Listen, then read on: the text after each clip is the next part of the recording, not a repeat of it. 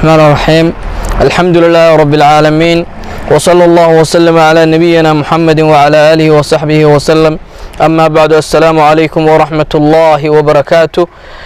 إن شاء الله وحنا لكن قلبتك صوب بندقينا إلهي إذن كيسا وحويان هول سحرة وحويان إن شاء الله قويس كمدا بلشدة دقن قبل كتوك دار مقالة برعو أيان إن شاء الله وكوكو ليسني أرنتاسو وحويان مدوس عدتي sida ay noo sheegeen ilaa 6 sano oo dhow iminka hawshaasi reerka ay ku socotay oo waxa weeyaan hawlo kala duwan iyo waxa weeyaan xanuuno kala duwan insha Allah ay soo mareen marka insha Allah waxaynu soo bandhigi doonaa bal waxyaabii meesha aanu kala kulannay oo intii aanu quraanka wadnay ee Ilaahay subhanahu wa ta'ala aanu kalaamkiisa ku akhriyeynay annagu waxa weeyaan qalabka dhulka lagu eego biyaha lagu baadho iyo kuwa waxa weeyaan computeriska midna ma aan isticmaalin Ilaahay subhanahu wa ta'ala kalaamkiisa iyo awoodiisa ayaan waxa weeyaan mucjiska uu quraanku leeyahay baan insha Allah isticmaalay kaasaan insha Allah galabta marka idin soo bandhigaynaa waxyaabo aad u fara badan oo qaraa'ib uu ka kooban yahay waxyaabahan ay soo sameeyeen insha Allah saaxiriintu bismillaah insha Allah waa bilaabaynaa waxa uu horeeyay geedkan oo aad aragtaan geedkan Soomaalidu waxay u taqaanaa kulli waxa weeyaan magaciisa Carabiga ah bay ugu yeedhaan oo shadaab baa la yiraahdaa luqada Carabiga fajiina waa la yiraahdaa waa geed macruuf ah oo Soomaaliyana waxa weeyaan ka baxa dalalka waxa weeye Carabtana waxa weeyaan ka baxa insha Allah sixir bay ku soo sameeyeen waxyaabo insha Allah waxa weeye ku soo waxeeyeen marka insha Allah Ilaahay idinkiisa Ilaahay subhanahu wa ta'ala awoodiisa waxa weeyaan nagu tusiyay ee waxa weeyaan ku qabtay baan Ilaahay subhanahu wa ta'ala u mahadnaqaynaa kaasa insha Allah u horeeya waxa ku xiga insha Allah geedkaas oo isna aragtaan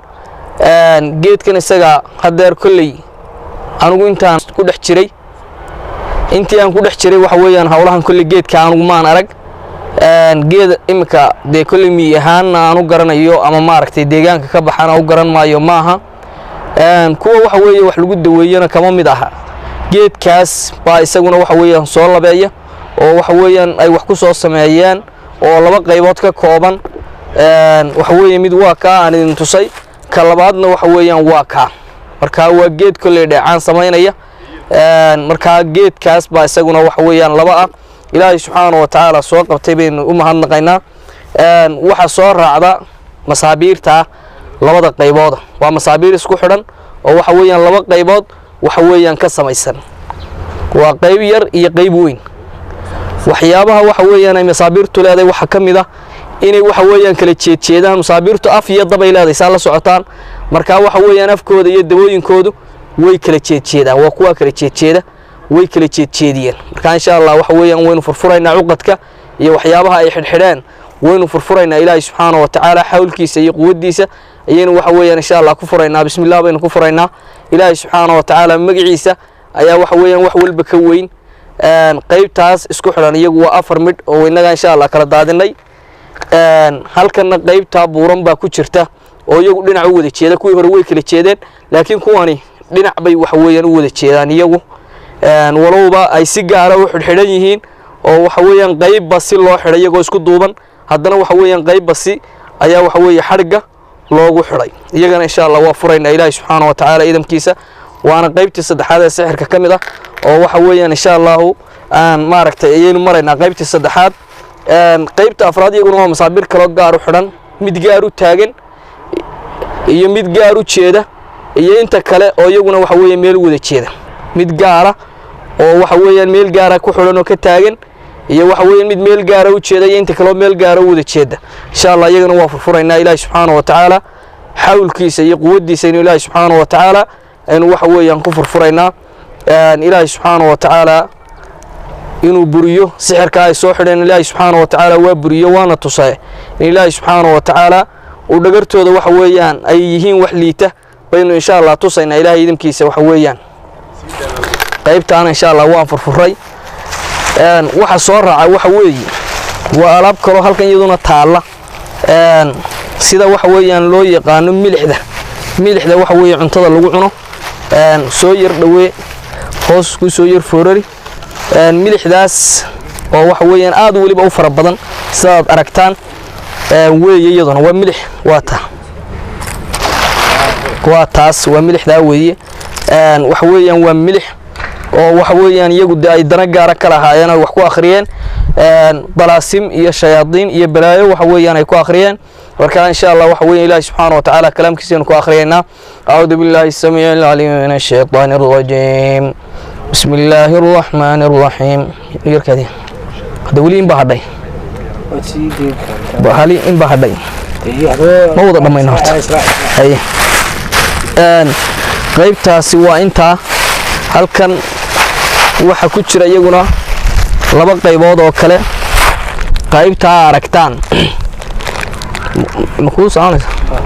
qaybta aragtaan waxa weeyaan waa xalwad shayaadiintii waxa weeyaan markay ka qaylinayeen reerka ee waxa weeyaan Ilaahay subhanahu wa ta'ala kalaamkiisa aan ku akhrinay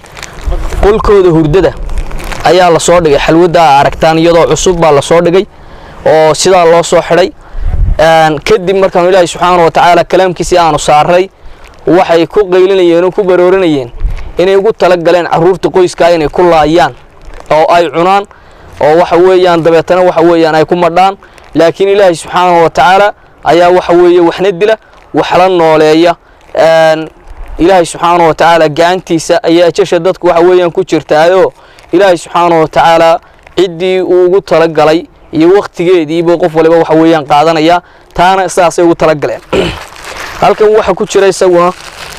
bariis waa kuntimood saa aragtaan way badan yihiin halkan bariis baa ku jira oo waxa weeyaan aan iyagana ma aragtay aan ka soo qaadnay qolka waxa weeyaan hurdada ay keeneen reerka kulli timo yar yar iyo waxna way ku dhex jiraan iyo waxyaabo yar oo kale oo fara badan oo wax isku dhex yaacsan laakiin asalkiisu waxa weeyaan waa bariiska weeye aragtaan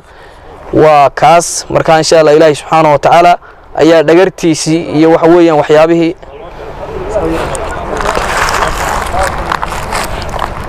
marka kanina waa bariis iyo waxyaabo kale oo fara badan oo waxa weeyaan ay isku dardareen oo waxa weeyaan ay isu keeneen weeyaan marka Ilaahay subhanahu wa ta'ala ayaa dhagartoodii baaba kuwa ka yeelay marka insha Allah Ilaahay subhanahu wa ta'ala kalaamkiisa ayaynu waxa weeyaan ku akhriyi doonaa insha Allah wixii waa far badan yihiin waa kuwan halkan yaalaan waa dhowr qaybood weeye marka Ilaahay subhanahu wa ta'ala kalaamkiisa ayaynu waxa weeyaan ku akhriyi doonaa أعوذ بالله السميع العليم من الشيطان الرجيم بسم الله الرحمن الرحيم الحمد لله رب العالمين الرحمن الرحيم مالك يوم الدين إياك نعبد وإياك نستعين اهدنا الصراط المستقيم صراط الذين أنعمت عليهم غير المغضوب عليهم ولا الضالين أعوذ بالله السميع العليم من الشيطان الرجيم وأوحينا إلى موسى أن ألق عصاك فإذا هي تلقف ما ينفكون فوقع الحق وبطل ما كانوا يعملون فغلبوا هنالك وانقلبوا صاغرين وألقي السحرة ساجدين قالوا آمنا برب العالمين فلما ألقوا قال موسى ما جئتم به السحر إن الله سيبطل إن الله لا يصلح عمل المفسدين ويحق الله الحق بكلماته ولو كره المجرمون waxaan baaq u diraynaa bulshada waxa weeyaan ku dhaqan goboladan waxa weeye Soomaaliland waxa weeyaan insha Allah Ilaahay idinkiisa waxaan dhawaan iclaaminay waxa weeyaan xamlada la dagaalanka waxa weeye sixirka iyo saaxiriinta insha Allah waxaan isu taagnay inaan waxa weeye dabar goyno oo la dagaalano inta awoodayada ah dadka waxa weeyaan waxa sameeynaya ee bulshada waxa weeyaan dhibaatada ku haya aan qarsoonayn ee waxa weeyaan Ilaahay subhanahu wa ta'ala uu muujiyay dhagartoodii iyo waxyaabaha ay wadeen marka insha Allah baaqa waxa weeyaan aan u direynaa bulshada waxa weeyaan inay waxa weeyaan insha Allah burco gobolka Togdheer baan iminka ku sugannahay insha Allah bil baan halka ka hawlgali doonaa Ilaahay idinkiisa xarumo waxa weeyaan wax ku oolana dadka waa uga furay insha Allah waxa weeyaan Ilaahay subhanahu wa ta'ala dartiina waa loogu shaqeyn doonaa in yaro insha Allah loogu tala galay in adeeg lagu fuliyo goobta ayuun baan insha Allah ilaahay idimkiisa dadka laga qaadi doona marka ilaahay subhanahu wa ta'ala idimkiisa waxaan leenahay bulshada waxa weeyaan muslimiinta gobolkan ku dhaqan inay waxa weeyaan xarunta iska soo xaadiriyaan oo waxa weeyaan ay yimaadaan si waxa weeyaan insha Allah ilaahay idimkiisa ay noogu fududaato in waxa weeyaan la dabar gooyo waxyaabaha ay saaxiriintu ay soo maleegeen taasi waxa weeyaan waa qodobka labaad insha Allah gobolada Soomaaliland oo dhan waa gaari doona gobol walba insha Allah waqti baan siin doona ilaahay subhanahu wa ta'ala idimkiisa u gaara oo waxa weeyaan insha Allah way ku tala galaan baan insha Allah siin doona dibna insha Allah waa ka soo ilaamin doona marka ilaahay idimkiisa qodobka labaad waxaan la hadlayaa saaxiriinta soo samaysay waxan khibtum wa khasirtum waxa weeyaan insha Allah waxaan idin sheegaynaa inay khasaarowdeen oo dhib idin ku dhacay mid aakhireye mid adduunba waxa weeyaan idin ku dhacay oo waxa weeyaan waxyaabihi aad soo samayseen maanta aanu sidaa waxa weeye farahayaga ugu fadhayno liidashada liidataan halkaas waxa weeyaan gaarsiisan tahay marka ilaahay subhanahu wa ta'ala adduun iyo aakhiraba sidoo sheegay waa ku hoogteen oo waxa weeyaan adduunna waxa maydaan taransan oo waxa weeye dhagarta ay soo dhigteen waa taas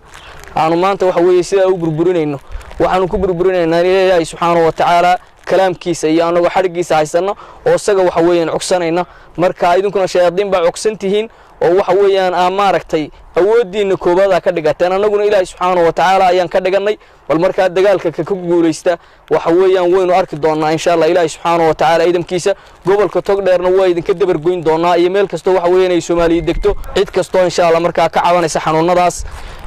ama ay hore u asiibeen insha Allah ilaahay idamkiisa nagala soo xiriiraan lambarada waxa weeyaan shaashada ku qoran meel kasto insha Allah ay joogan ilaahay idamkiisa waxaan ugu tala galay adeeg inaan wada gaarsiino bulshada insha Allah anagoo waxa weeyaan aan adduun ku raadsanayn laakiin dadka waxa weeyaan dhibaatadaas ay haysato waxa weey ugu tala galay inaan u gargaarno insha Allah ilaahay idamkiisa way idinka dabar goyn doonaa. Wassalaamu calaykum wa rahmatullaahi wa barakaatuh.